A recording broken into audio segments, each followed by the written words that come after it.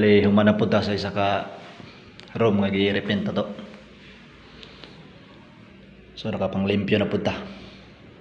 So importante nga bago na to i-turnover ang project, dapat limpyo kay obligasyon na to na. So balhin na ta dito pikas, tapad ani. So kato lang mga kapitados, kay update ra sa katong room nga gi-repaint na to. Daghang salamat.